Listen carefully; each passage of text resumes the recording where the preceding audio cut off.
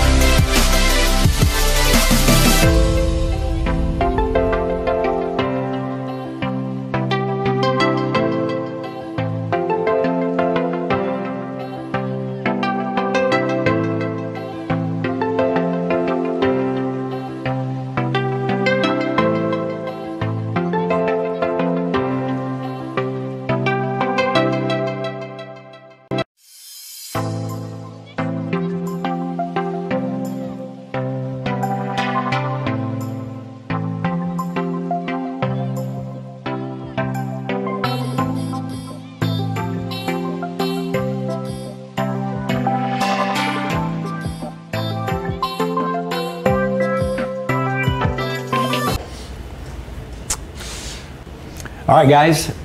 Hopefully lose 5 seconds was right. And all right, so we're coming to you guys live on Facebook. This is Serial Sales Unplugged. This is our Q&A session. I see several people have already hopped on. Make sure you share this. This is our sales meeting here at IPD. This is also one of the segments in our Serial Sales Academy. It's called Unplugged. It's one of my favorite sessions because we're in our training room here. We have sales meetings every week, but what we do in the Unplugged session is give the team here, always the team here, a chance to ask questions and to comment. So it's more of a section in our academy that is unplugged.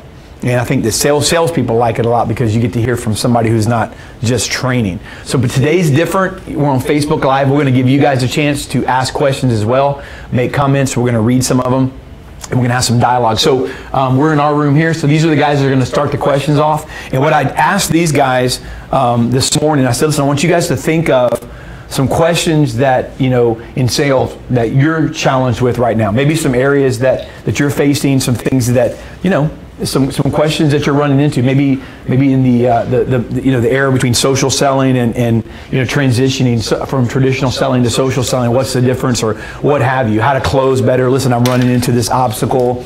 You know, what do I do? All right. So I'm going to start with Jerry. I'm going to put you on the spot, Jerry. I know that you know, I know you've been in sales for a while, man. Give us something, maybe your question, you know, something you run into, something that you think that would be some good dialogue. Well, I'll ask you to I think here at IPD we're feeling some great momentum right now. Over the last couple of months we've done some record numbers, and right. Everyone in the room is crushing it. So my question would be for you to just elaborate a little bit on what you do when the board goes back to zero, and you know you're riding on some great momentum, but then you see that zero up there again. What is your advice to people that are doing well on how to continue that momentum? Yeah, a great question. And then for you guys watching too, these questions, you guys may have known, but I didn't get thrown these questions. That's a great question. You know what? It's interesting because a clean slate is a good thing, and a clean slate can be not a negative thing, but can also be a point of anxiety, which I think maybe is, you know, that maybe is where you are running into. Thanks, Lou. All right, so to answer that question, again, let's look at it from a bad month's perspective. I mean, Jerry mentioned that we're having a record month right now. We had our record December, record January. Guys here, Lee, one of our guys, out of 4 years, had his best year in December, and then came back and crushed that best year in January. So I'd say you're on an upward swing. You know, it's going to be a record year for you.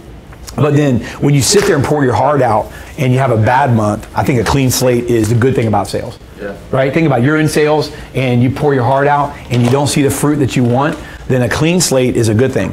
Because the truth of the matter is, you know, it's great to have a second chance, a 20th chance, a 30th chance, and I think a clean slate is a good thing. But your question was when you have a good month, you know, and you sit there and you push, the same thing, you put the effort in, you have this, you know, the blood, sweat, tears pouring in, and then you have a record month or a good month, and then you get to the end of it and you push. And here's the thing, as a salesperson, I've noticed that, you know, at the end of a month, we automatically, just like a football game. Last night, you saw the intensity level begin to rise as it became, you know, fourth quarter, as it began to wind down.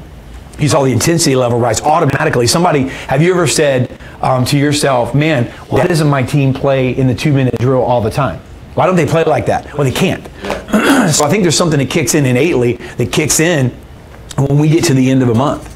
And so when we do that and we see success because of it, I think it takes something from us. And then salespeople, we love affirmation, and then we have to pat ourselves on the back, and we have to, I think, celebrate a win, which is necessary. But I think what happens a lot of times, we know that about ourselves, and I think that to have a strong finish a lot of time, and really have a strong finish like the kind that you're having, you have to get off to a fast start. And if you take too long of a pause, you notice sometimes, like if you interviewed the coach of the Eagles today he's going to be like, we're celebrating. You interview him next week, you know what he's going to be saying? Hey man, we're focusing on next season. Yeah, we're preparing. Because the reality is, celebration is great. but there's a season for it and there's a time for it. And so I think a lot of times, I think the apprehension. So how do you do it? I think that being aware of it. The fact that you asked that question, if you're watching this, the fact that that question is even being asked, I think is where it's at. Right. So I don't know if I answered or not. Anybody else have any comments on that? Or anything, maybe anybody have anything to say? Do you have, what's your opinion on that? Yeah, I think ultimately it's something where, you know, and I've learned this from you and the guys in this room, is that you don't take your foot off the gas. You know, you stick to your process even when it's good or when it's bad. Yeah. You know, and I think as a salesperson, me personally, I'll just say I'm more inclined when things get good to take my foot off the gas and kind of sit in that moment a little longer than I should. I should probably try to stay more uncomfortable. So I just think that that's something where we got to be mindful of that and know that the moment we take our foot off the gas is the moment we start losing. Okay. All right, cool. Yes. It's discipline. Discipline. Yeah, discipline, because, you know, you can have that high, you can have that, you know, a celebration, but then when it's done, it's back to the, you know, drawing board, back to, you know, the grindstone. What do you want to do? What's your body want to do? What in nature and natural? What do you really want to do? It wants to go neutral. Yeah. It wants to. Yeah. Here's the thing, man. I think that we want to win. Yeah. So here's the good news. There's nothing wrong with you. If that happens, it's you as a salesperson with your competitive nature and your desire to win, winning. It's just that, here's the thing. I think that ultimately, you know, I mean, as a Christian, my ultimate win is going to be I'm in heaven. I'm going to celebrate that win forever. You understand what I'm saying? But until then, man, everything else is temporary. Like, I mean, when I win this month, I got next month. I won, you know, but I got next month. You know, the worst thing that can happen to the Eagles coach or the Eagles team, right, or any Super Bowl team, we've seen it happen, is the hangover, they call it. The next year, you have the worst year. Because then everybody, the critics come out and say, oh man, it was because of this gap and that gap and, you know, blah, blah, blah, right? So discipline is a great point. All right, so let's move on to the next question. If you guys are just joining us, this is our Unplugged sales meeting. This is for you. This is for us. We're going to be taking questions from the guys around the room, questions of what they struggle with in sales. I want to hear what you guys struggle with. So if you guys have questions or comments, we'll read them on Facebook as well. All right, so let's go. Daryl. I guess my question is, sometimes I think in sales we sometimes have a habit, especially when you've been in sales for a while, of you discount the small leads or the small sales, the small closes, and you're constantly going out after the big ones. For example, without naming names, you know, we have one that I'm going after right now, and sometimes you want to go from that one and get people in line with them and just start going after them. Meanwhile, you're constantly tripping over small ones because you're not even paying attention to them. How do you, and I know it's probably another mindset issue, but how do you keep that focus of racking up the small ones while you're going after the big fish, so to speak? Yeah, great question again. All right, so let me say it this way, and then again, feel free to comment on Facebook if you have some insight to this. A couple things. Number one, look at it from the lotteries. First of all, I think be aware of it. You know, the fact, again, these questions are being asked. If they're being asked, and if you're sitting there and you hear this question and you're watching and you're going, yeah, I'd like to know the answer to that, then the fact that you want to know the answer to that or that you're aware of it is the first step. It really is. It's like going to AA. The fact that you recognize you're an alcoholic or whatever, hey, that's the first step, right? Recognizing is the first step, number one. Here's why. You begin to go out, human nature, you want to go after the big accounts. You're like, if I'm going to do it anyway, I'm better than everyone else. And come on, you think you're better, you think you're more talented, you think you're more passionate, you think you can win, you think, oh, you know, yeah, I got something that person doesn't have or whatever, I'm going to go after the big ones. So you want to, there's nothing wrong with that.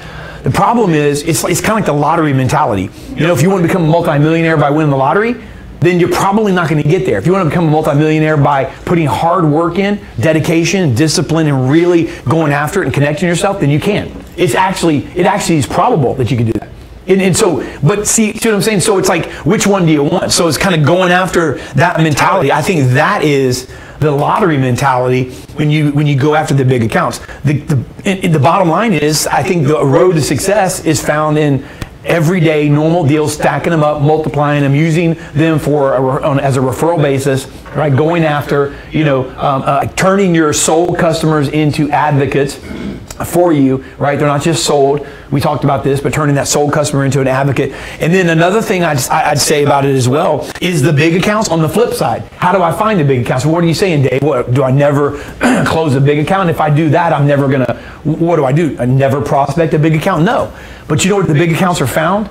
I think they're found under the rocks of hard work. I'm going to say it again. They're found under the rocks of hard work. What do I mean by that? Meaning that, let me ask you this. Do the odds go up or down? Okay, seriously, do the odds go up? Are the odds pretty good, Leon, for everybody in this room and everybody watching that's in sales that they could close a deal this week? Are the odds pretty good? Okay, if you're watching, the odds that you can close a deal this week are pretty good. Good odds. You're in sales. That's what you do, right? You may have a week where you don't close a deal, but the odds are, if I said, hey, everybody's going to close a deal this week, you go, okay, tell me something I don't know, right? I'm going to close a few or whatever. Are the odds that you're going to close the biggest deal of your life, are the odds really, really, really good for everybody watching on that this week? No. Okay, but here's the deal. I think that's precisely the reason that they're under the rocks of hard work, meaning the opportunities of the big deals are under the rocks of hard work. When I'm doing what I need to do every day and I'm turning over every rock, there's a group of people called the average or the mediocre, right, or just the regular or just the normal, all right, that won't go any further. They're like, okay, I made enough money. Okay, I've gone far enough. Okay, I've worked hard enough. Okay, I've been rejected enough or whatever, and I'm going to camp out here. And then the ones that keep going into this piece of land that is really for the elite and the hard workers and the professionals, I think that's when you begin to overturn those rocks because, hey, I got more time in the day, I've got more day in the week, right? I've got more week in the month, and I'm just going to undo some things. I'm going to find under that rock, I'm going to find that big deal. I use the philosophy, you guys have heard me say this before, of like mining or something, I think it was Thomas Jefferson that said, the harder you work, the luckier you get. Every guru has taken that and claimed it as their own. The reality is, I think it was Thomas Jefferson that said it. And he said it with a little bit of a, an English, slant to it, of some sort. It was a little more King James or proper. But basically it was the harder you work, the luckier you get. And the reality of that is, if you're out if you and I, Leon, are out in a diamond or a gold mine, right? And we're taking coal, we're taking dirt, whatever. I don't know the ins and outs of it, but we're putting it into the screens. And we take it outside like Yosemite Sam, right? And we're shaking it. You know what I'm saying? But you're working harder than I am, right? Then guess what? Guess who has the odds in their favor that they're going to find a bigger piece? You do, because you're working harder. The harder you work, the luckier you get. All right? Anybody else have any comment on that? Anybody else have any? Let's see, Sandy Marie Zanino. Hey, Sandy. Good morning. Would love some suggestions for someone new to sales. Okay. I'm in HR, but since I've opened my consulting business, I'm now in sales. That's right. I've come to new appreciation for sales and trying to learn all I can. Well, Sandy, I appreciate that question. And you know what? Some people would tell you not to get in sales. I won't say that, because the reality is, we learned, especially recently in one of our academy sessions that we've actually recorded recently, this In Serial Sales Academy. By the way, I'd recommend, Sandy, getting in Serial Sales Academy. That's not a shameless plug. That's a very believable plug. But I'll say this about what we just trained on. If you guys remember, I talked about that people in sales, the misnomer is, right, that they think that they have to be that traditional salesperson, meaning when you Google, and this is why nobody wants to use salesperson in their title. Oh, what do you do for a living? Well, I'm the national account manager, director of the training discombobulation team. You know what I mean? No, I'm a salesperson, right? I mean, they use everything. Their business card has like terms, and I never heard of that position before. We can't even hire for that position because it doesn't exist in Career Builder, right? So you think that you can't use sales. Well, the reality is that when you Google sales, the reason, because you still see the guy with the plaid jacket, with the slick hair, with the shiny shoes, with a cigar hanging out of his mouth, right? That looks at you and you're like, man, that guy's lying. That's what you see. And the reality is, Sandy, that's not what sales is. Sales is not how you sound. Sales is not how you talk. Sales is not it's not some slick, right, manipulation or snake oil charming situation. That's not a salesperson. And we learned, guys, that's not a salesperson, because in real sales, those people don't last. They get chased out. Someone comes in and somehow gets through our strong system working here, they're ferreted out, man, instantly if they're those types of people. So I would say get yourself plugged into some solid training in reality. Anytime you see things like this, which is what you're doing, check them out. And then get yourself into maybe a group of people that will have the time. There's some mentoring sales groups. We have some here where you can just get in and really have some questions answered, because it's too much to go into. But I would say definitely training, and then realize that you don't have to be a salesperson to be in sales. You have to be passionate about what you do, believe in your product, and there has to be a supply and demand. And if that happens, hey, listen, let oxygen go away. You know what I mean? And you find out that no one has to be in sales. You know what I'm saying? Like, I mean, the most like accountants of accountants could have the patent to oxygen, right? And be like, I'm buying. You see what I'm saying? All right. Thank you for that question, Sandy. All right. So let's go to Mark. Man, you got a question? I do. My question is, it kind of goes to momentum. Who talked about momentum? I believe Jerry did. Yeah.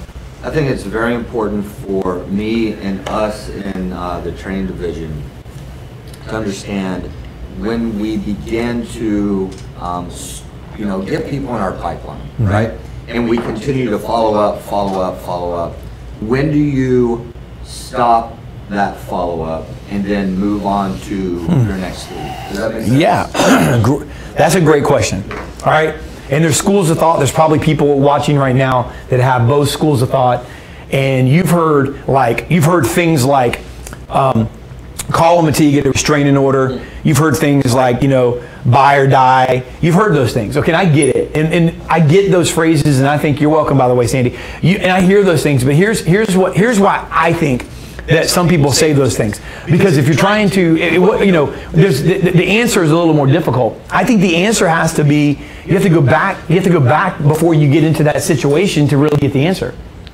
In other words, you can't look at it. If you're running into a lot of situations where you have people that are stringing you along that for that long, then something's broken down in the process. They're not sold. They're not sold on you. And here's the deal. When you have a presentation, you need to have your process so tight that when you get to the end of a presentation, you need to have a place and a process for the close. And the close needs to be thought about from the very beginning. The prospecting needs to have the close in mind, right? The attention getter in the engagement section needs to have the close in mind. The demo, the presentation, the pitch, whatever you call your walk around, whatever you call it, right, needs to have the close in mind. So Mark's question is, how long do you keep going? Well, things can rot in your pipeline. Things can rot in there, and they do. So, but the thing is that doesn't mean they were put in there, okay, and they weren't viable deals. It just means that we didn't do a good job, right, pushing them through. And so, I would say that there has to be the process in the beginning. The process has to have the close in mind. It has to have a timeline in mind. So questions, for instance, like, so let me ask you this, Mr. Smith or Mrs. Smith, I'm going to go ahead and send that over to you. I appreciate the 45 minutes, looking at this. Listen, when are you looking to make a decision? Asking questions that, that are going to move the ball down the field. 90% of salespeople don't ask for the business. And listen, I will tell you that 100% of salespeople think they're going into a sales call for the business, but 90% don't ask. Right? You have not because you asked not. And so I think that a lot of that is done up the stream. And then I think that one of the questions, if we get ourselves in a position, which will happen, right? So, and some of you may be there now, and this is where Mark's asking it from this point of view. If you get yourself in that position, I think that the only thing you can do, you ever watch Grey's Anatomy, those shows, right? What do doctors use? When somebody codes, right? Or somebody, huh? They get, what is it, defibrillator? Is that what it's called? Right? Clear, boom, right? What are they doing? Look, it's CPR, it's not working right now, right? The normal measures are not working right now, you know what I'm saying? You can put a little smelling salt, it's not going to work right now, Leon. It's beyond that place, right? Oh man, we should have done this. Oh man, he should have changed his diet 2 months ago. Too late, right? The process. So when you get into that position, sometimes you need to get the defibrillator, right, of sales. Clear, boom, and shock them. So that's a question. Hey, look, you know what, man? Leon, I'll be honest with you. I don't want to call you again. I don't want to continue to do this. Obviously, you're not sold, right? Whoa. See, that's so blunt in some ways. A question like that. Listen, Leon, or a statement. Leon, listen. Obviously, you're not closed. you know, this has been a 3-week process, and I continue to call you. You haven't called my references yet. You know, so I know that, listen, there's something else there. So here's my question. You said you like this, so why aren't we doing business?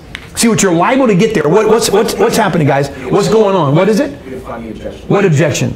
The hidden objection. It's where it's at. So if you get yourself to that position, then there's a hidden objection. It could be money, or the value, I should say.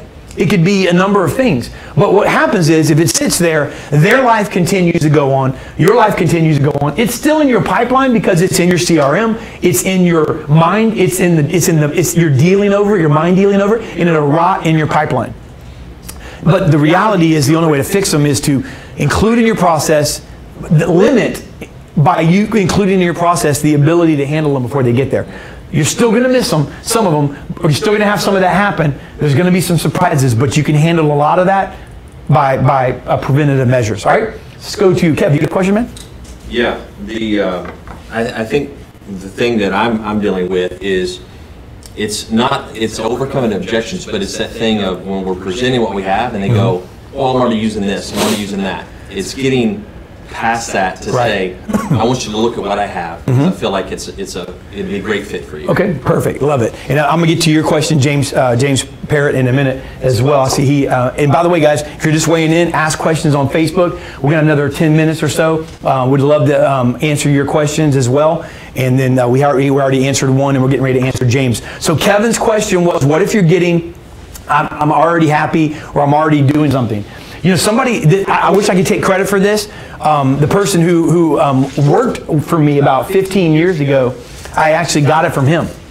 The good news is he's not a trainer, he's not a CEO. I don't know what he's doing these days. So we use it, and we use it to help people. It's just one word. It's just one word. It'll change the way you think, okay? So I want to show you this. Hey, Leon, I know you're connected on LinkedIn with my CEO, David Villa. Hey, listen, we help companies move their sales 30%, you know, increase their sales by 30%. I'd like a few minutes of your time to show this. And then all of a sudden they say to you, what do you got? I've already got something working. Hey, great. Great. It's a word, it's a pivot word. Look, listen, I already have something. I'm happy with who I'm using. Great. I'm not trying to get you to change from anything. You know, because what that does is it kind of sets them off balance. Because what somebody's typically used to hearing is somewhere, somehow, somebody argue with them. Somebody counter that by disagreeing. Hey, I get it, man. Listen, but you know, listen. And then you begin to kind of like tell them their buying decision sucks. That's what happens. That's what you're doing inevitably. So just say, hey, great. Hey, honestly, I'm not trying to get you to change anything. Let me ask you a question. Let me give you like a turn. It's a pivot word. Now you can't stay there very long. You can't stay on a pivot, right? Very long, right? Because a pivot's it's an adjustment, right? It's an adjustment. You're using it to, you know, to pivot, to move, to shift. But you stay there, you get killed because it gets sniffed out. Great. I'm not asking you to change anything. Let me ask you something. See my pivot? Let me ask you something. Drivers like us, people that are responsible for driving revenue. We wake up every day, obviously, and look for ways that we can increase business. And maybe sell additional units. You know, maybe increase. You know, sell 3 or 4 more deals. I mean, you think about that, correct? Okay, so let me ask you this. If it didn't affect what you're doing at all, which by the way is wonderful that you're doing something, but I can actually show you something that's going to give you additional sales. You see what I'm saying? Who doesn't want that? See, if you make it from the very beginning, you take that away from them. It's like, hey, I have this knife, I'm gonna stab you with it. Okay, thank you very much. Let me take that, put it over here. Great. I'm glad you have a knife, man. You need a knife for protection these days. You ain't gonna stab me with it. You know what I mean? Like you're gonna, hey, let me just put that over here for a second. So listen, let me ask you a question. If you're keeping that knife, you got that knife for protection, right? But you know, listen, what if I can show you how to use a gun too? You know what I'm saying? In other words, what if I could add to your arsenal? You see what I'm saying? And you can't do that without demoing them. You can't do that right there on that call. All your job is at that particular point, if you're hearing, I already am using somebody, which is typically a blow off in a sense at that point, then you can get past that by pivoting, saying great, which is agreeing with them, takes them off guard. They're like, oh crap, now what? Right? And then you move in and say, and then you move in with something that makes sense, that's very hard for somebody to say, no, I'm not going to listen to you. Right? And then it's your job to obviously handle it from there. But that's the one way to handle it. James Parrott, thanks for your question. He said, I've been in car sales for a few years now, having trouble marketing myself. Something that stands out. Any ideas? Yeah. Maybe you guys answer that too, or add to it. Well, you know, okay. This is a good one. This is a funny one. This is something that, and James, I don't know you. So I know we're connected evidently, but I don't know you. So I don't know how you, I don't know anything about your pages or what your content is. But I'm going to say that's where the key is when it comes to marketing yourself. You know, if you sucked as a salesperson and you had the worst customer service skills and the worst, you know, salesmanship and people skills, right? But you stood there with a megaphone and said, hey, I'm over here, right? I mean, that's like, yeah, I'm getting the word out, but I'm driving it to something that's not prepared. So I think content is the key. I think that, you know, your message is the key, and obviously if that's in place, which it sounds like it probably is, then I think marketing yourself is just that. The only thing that you have that's unique and different from someone else as a salesperson is you. A long time ago, I used to hire somebody, but not that long ago, maybe a decade ago, and past beyond that, I used to hire people that were like me. They reminded me of me. Because I thought that was what a salesperson was. Sandy, I thought that's what a salesperson was. That's not. Salespeople come in all different shapes, color sizes, right? And they come in different types of. They come charismatic. What? You're thinking size? Hey, so charismatic. Some of them are charismatic. Some of them are less charismatic. Some of them are. They're all passionate, but they're passionate in different ways. And so the thing is that you marketing yourself. I think that's the one cool thing about it. It's like what makes me me. What makes my customers when I don't market them? When I've got 5 that come in. Why do you want to market yourself? Why does someone want to market themselves? To what? To increase business, right? So, okay, so why would you want to increase business? Because you found out that when you have business and when you meet with customers, you're good at it, right? I'm good at it. When I get Leon and Kevin and Jerry come in, I'm good at it. Hey man, I wish I had more Leons, Kevins, and Jerrys. Well, hey Leon, here's what I would say, James. Ask Leon, Kevin, and Jerry, or Susie, Rachel, and Sandra, whoever your customers are. Say, hey, what is it about your experience with me that you liked? What about me was different than the other times you bought a car? And that's what you do. And when they tell you, that's you, man. That's what you got over every other person. And that's how you market yourself. Because the reality is, that's what they're buying. They can buy a car from anybody, but they can't buy a James Parrott car. Come on, right? Let's look at Gage Gibson's question. Then we'll go to Billy here. And then Leon, we haven't had your question yet. We did. We started with you, right? No, sir. No, we didn't. Okay. So we'll go to Leon and Billy here, and we'll get ready to wrap it up. But let's see. Gage Gibson. David, I'm 21 years young. Yes, you are young, man. 2 years into the start of my sales career. Congratulations. I'm a baby in sales. If you had to build me a list of 5 principles and say focus on these for the next decade, they're important and will build you into a personal business life, what would that look like? That's a great question, man. You'll put me slap on the spot. All right, so yeah, it's gonna be very hard to do all of those here right now. I would say, I'll break it down into our training track and parts of it. I think you have to learn how to prospect. Okay, I think you have to prospect like crazy until literally because right now, if you're new in your sales career, the only way I can tell you right now that if I didn't prospect like a madman when I was 21 years old, at that time, 21 years old, right? Set in general managers of dealerships office. At that time, those GMs back in 1995 and 6, right, were making 50 grand a month, desk managers, the guys that in the old school, making 50, 60 grand a month. These guys were like 55, 60 years old. They're sitting in a big office, the bigger, and they'd have you sit way far away. I remember walking into one of the GM's dealerships for an appointment. I had a rep with me, and I just become a sales manager, still wet behind the ear. And well, just started I had my own company, but I was a sales manager, that's all. And I walked up and then I said, hey, I'm here for my appointment. And he reached down from the sales tower, he shook my hand, and I said, all right, well, where do we go? He goes, oh, right here. And I'm literally standing there looking up to the guy and had to do a presentation on the fly with someone standing next to me in the middle of a packed showroom. So I would say prospect. Those things taught me lessons. And those things, if I didn't prospect like that, I would never be able to teach anybody else anything. Number one. I think that training, man, and I say that, Gage, I mean, I don't know what kind of training you're doing, but training is a key, because there's so much you're asking there, and there's probably more than five principles, but but training, man, always sharpening your edge, always sharpening your edge. The worst thing you could do, man, right, when you go to chop down a tree is get a dull axe. The worst thing you can do when you go to cut something is have a dull knife. The worst thing. I mean, it's just, but a sharp blade, right, makes all the difference. So keep your edge sharp, by training. What do you guys got? Do you guys got anything to throw in? You guys have been in sales for a while. What's the principle? I'll say one, and I think it's a lost art sometimes, is integrity. Okay. There's one thing that will ruin your reputation, ruin your sales career, and cut it short, and that is a lack of a bad reputation when it comes to integrity. If you say you're going to call. If you say you're going to email. If you say I'm going to back off for a couple of days, let you think about it. Back off a couple of days, let them think about it, and then start. So do what you say what you do. The word integrity, amen on that one, Gage. That's a great one right there, because the truth is you won't be around 20 years if you don't have integrity. And if you do, you work for your 25th company, right, in 20 years. Do that math. All right, so in another one, in the middle of integrity is the word grit. Right, the word grit. So everybody thinks it's just about doing what you say, but sometimes doing what you say, saying what you do, it requires grit. That's the only way to have integrity, is to have grit, right? And so those three of them, Gage.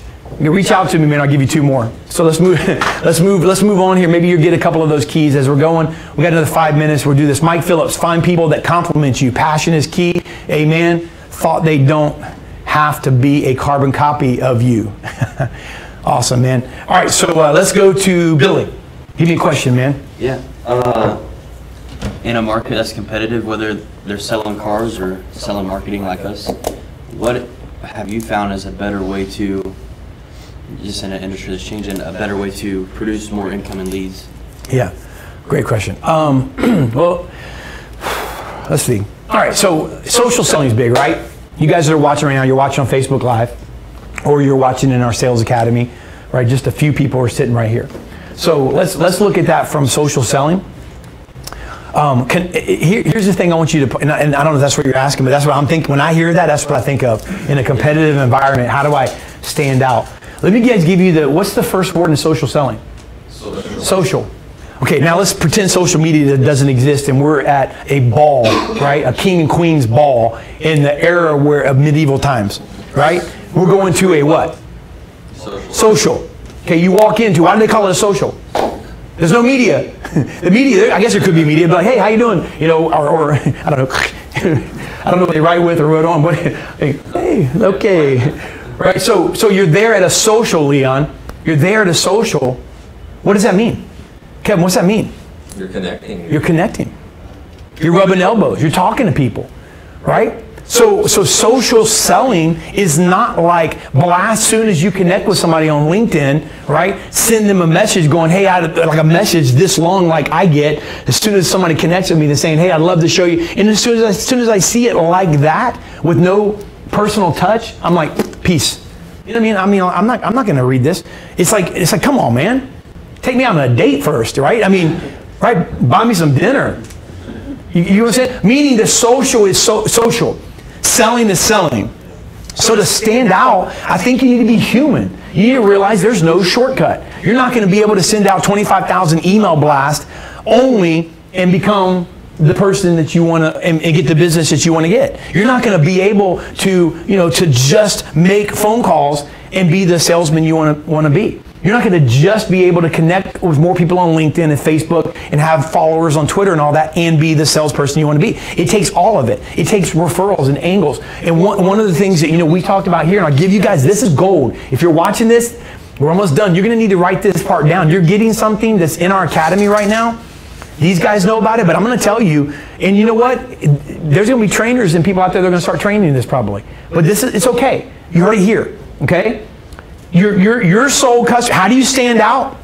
You guys in the car business, you guys in sales, no matter what you sell, how do you stand out? Your sold customers. If you have a customer that's done business with you more than once, they're sold on you. Okay? If you go to whatever restaurant, let's just use Red Lobster, Outback, things that might be all over the country, right? Outback, Red Lobster, Chili's, I don't know, right? Cracker Barrel, whatever your favorite little restaurant is, and that you go to at least once a month. You are what on that place, Jerry? Sold. Why? I like it. And what's the proof of that? I like it more than other restaurants. I go there. And the proof is you're willing to what? Spend money on it, right? So you go there. You're sold on it. You're sold on it. If you weren't sold on a Leon, you wouldn't go back. There's a restaurant in every corner. How many times are there restaurants that you don't go to? Absolutely. Because you just, it wasn't my favorite. Right? How about this? If your wife or your kids or your significant other or whoever's watching, your husband or whatever it is, if they say, hey, let's go so-and-so, and it's a place that you're not really fond of, do you ever like try to talk them out of it? Okay, so hear me, right? If you go back, you're sold. So if they buy from you, they're sold. If they're customers, they're sold. But what's your retention? Your retention are your sold customers. Let's say your retention, like, hey, Dave, I have no problem with that. My retention is 60%, which is above the national average by far. Okay, but what's your referral percentage? What's your referral percentage? See, it's not your customers. If someone is sold on you, if someone asks you, name your favorite restaurant, just regular restaurant, Outback. Leon, do you like Outback? Yes. Is it a good place? Do you recommend I go there? Okay. Hey, I've known you for 5 years. How come you've never told me about it? See what I'm saying? He's never told me about it, but he's gone there for 5 years. I asked him. He said, absolutely. He's never told me about it. Why? Because it's not his job. It's Outback's job. You understand? It's Outback's job to take a sold customer, which is someone that you retain. A sold customer is someone you retain. I'm going to say it again so you can write down. A sold customer is someone you retain, but an advocate is someone that gives you referrals. So Leon, your job as a salesperson is to turn your sold customers into advocates. Turn your retained customers, sold, into referral customers, advocate. Meaning, if you can get your referral, if you can get that up, man, come on, guys, that's what I'm talking about. So that's how you stand out. Your job is to do such a good job, and then your job is to ask. Your job is to say, hey, look, we've worked together. You know, not just give me somebody that can use this, but hey, who do you know? Right? Make them become an advocate. When they go to their 20 groups, when they go to their client meetings, when they go to trade shows, they're telling people about you because they are now advocates. All right, one more question. Oh, go ahead. I want to add into that as well, because I think both of those happen through a relationship as well. And I think as salespeople, a lot of times we miss the mark. We think because we've closed the deal, we've sold the program or the car, you know, that it stops there and we're on to the next one, you know, because we're on this endless pursuit to always have more business. Right. But the fortune is in whether it's follow-up or the relationship after the fact. Like if you concentrate on being a real live person and not just a number on a piece of paper, and you talk to these people and you build a relationship, when you ask them for a reference, they're gonna give you one. Yeah. Because they like you as a person, not as a salesperson. See, that's really cool there. And one thing I got to add to that, we go back to the beginning. When we talked about the difference in somebody pausing to celebrate their win, when your original question was, you know, how do you start over, that dynasty versus, or that I just gave the answer I was going to give, the team that wins the Super Bowl versus doing it again. How do you become a dynasty? And how you become a dynasty is, and that what happens is part of not asking for referrals comes because we celebrate the win too long. We celebrate the win of that deal and we shortchange ourselves because we don't think that we could possibly turn that retained customer into an advocate. It's just about continually signing that person up. And then we have some sort of inhibition that prevents us from reaching out to that customer that spent a ton of money with us and saying, look, you're sold on us, so who else can you give me? Who can you become an advocate for me? Great point. And I think the win is what caused it. What? Something, just a quick statement that goes in with this, is I'm seeing a lot of hype right now on different sales forums and groups talking about funnels and people buying funnels. And what it is basically a fancy lead generation type thing where they different points of, but why go out and buy a funnel and pay somebody to make a funnel for you when all you have to do is extend the funnel down a little bit more and turn that sold, which that's where most funnels into the advocacy point of that funnel. Absolutely. Because the funnels are being purchased by companies and corporations into marketing, because sales teams are hard to train. Salespeople, people don't believe in trainers or training. They don't train their people. Then they have to look elsewhere, spend a bunch of marketing dollars in generating business. All right. So last question, Leon. We'll go to the last question, guys. I was actually going to go where he was going. The question I seen is, what's a funnel and why do I need one? And I took our funnel out because I know you do a lot of teaching on it right here. So Yeah. why is it imperative that we as Yeah, this is what Leon is referring to here, our sales funnel. And this is what we train here at IPD. I'll give you the reason. The sales funnel is important because there's a top that's bigger than the bottom, and the reality is the salesperson needs to understand that. They need to understand that reality. You need to understand that there's more customers at the top, there's more potential customers at the top than there are actual customers at the bottom. And that's the law. Meaning that you're never, it's always going to be the case. So if you want to increase your sales, right, you just need to increase your funnel size, and then increase the top to capture more, right? But also increase the effectiveness of what goes through it. And let's just say you're in, so both of those are options. But the reality is the top is bigger than the bottom. And the top is, we break ours down in attract, which is awareness.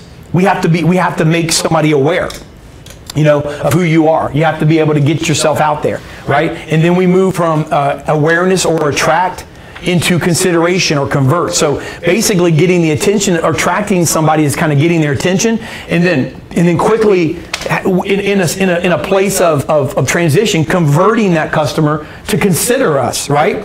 And then turning that into engaging. So I'm attracting them, I got your attention, and then I'm going to convert, which is just going to get them to consider. You notice as it moves down the funnel, right? The attraction, right? Everybody's up here. Hey, how you doing? Hey, ooh, who's that IPD? Hey, who's that ABC Ford? Hey, who's that 123 insurance company, right?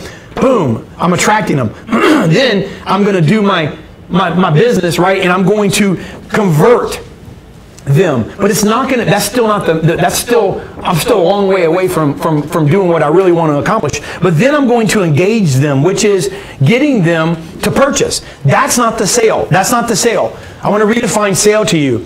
Somebody's not sold on you because they spend money. Somebody's sold on you when they spend money twice. That's good. Somebody's sold on you when they keep spending money. They're not sold on you yet. They're searching for a solution.